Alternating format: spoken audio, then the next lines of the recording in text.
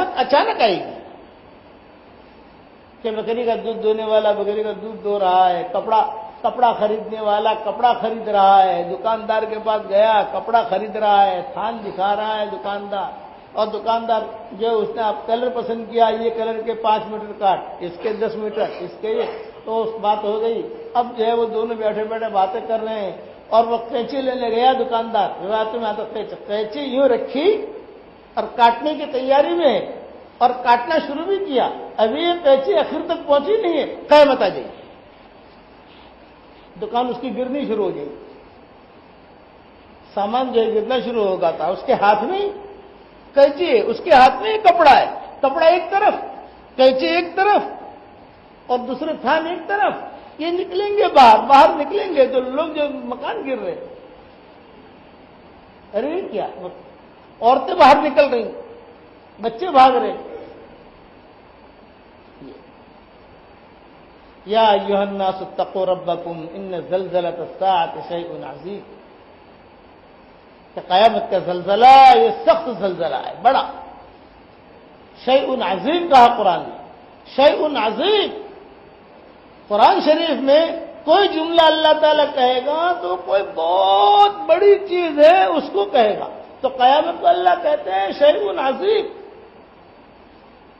جس چیز کا بھی تذکرہ قرآن شریف میں کریں گے، یا جس گناہ کا تذکرہ قرآن شریف میں کریں گے، یا جس نیکی کا تذکرہ قرآن شریف میں اللہ کریں گے، تو عرش سے ایک بات کہی جا رہی ہے، وہ بہت وزنی ہے، جیسے غیبت سے منع کیا تو بہت وزنی گناہ ہے، غیبت سے منع کیا نا یہ قرآن میں منع کیا گیا، سود سے منع کیا تو یہ وزنی گناہ ہے، کیا ایمان والو اللہ سے ڈرو، اس کے رسول سے ڈرو، اور دیکھو سودی کاروبار مت کرو، سودی کاروبار کرو گے تو میرے ساتھ بھی لڑائی، میرے رسول کے ساتھ بھی لڑائی، اعلان جنگ، فاذنوا بحرب من اللہ ورسولہ، یہ بتائے گئے، جھوٹ کے بارے میں کہا لعنت اللہ علی الکاذبین،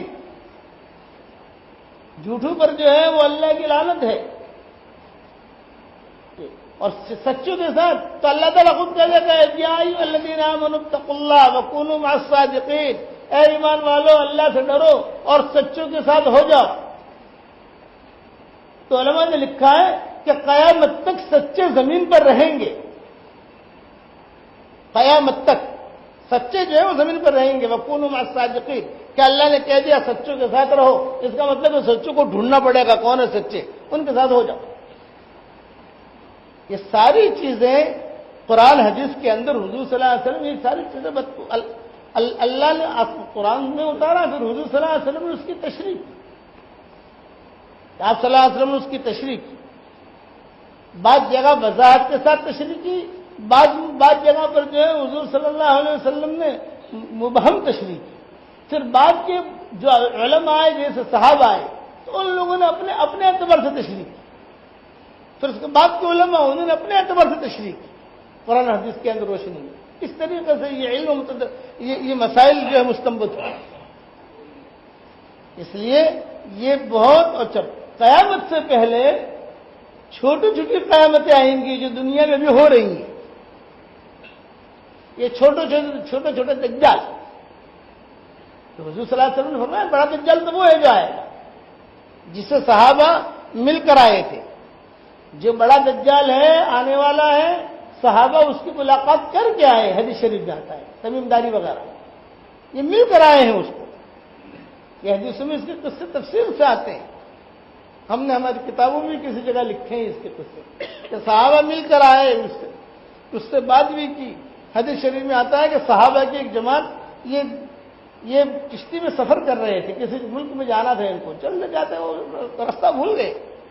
آج راستے کیا بولے، وہ ہوائیں بہت زبردست مخالف ملی، ایسی ہوائیں ملی کہ منزل تک وہ پہنچ نہ سکے، منزل سے دور کسی ٹاپو میں اتار دیا، یہ جان بچی،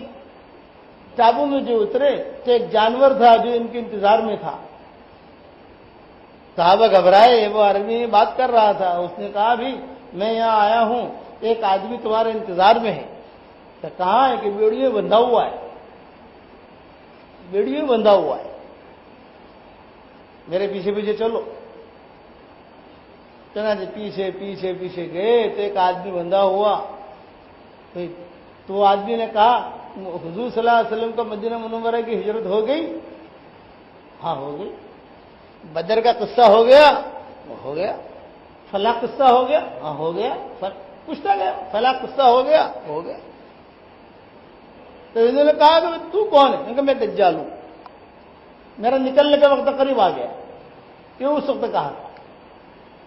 اب دجال کا نام سن کر یہ گھبرائے. کہہ رہے اچھا حضور صلی اللہ علیہ وسلم دجال سے ڈراتے تھے. صحابہ کو کہتے تھے کہ دیکھو بھائی دجالی فتنہ یہ سخت فتنہ ہے. پھر فرمایا کہ بڑا فتنہ تو وہ جو آخر میں آئے گا، لیکن اس سے پہلے چھوٹے چھوٹے فتنے آئے جو اس وقت میں چل رہے ہیں، یہ دجالی فتنے. یہ یہودی قوم جو ہے اس کو اللہ ختم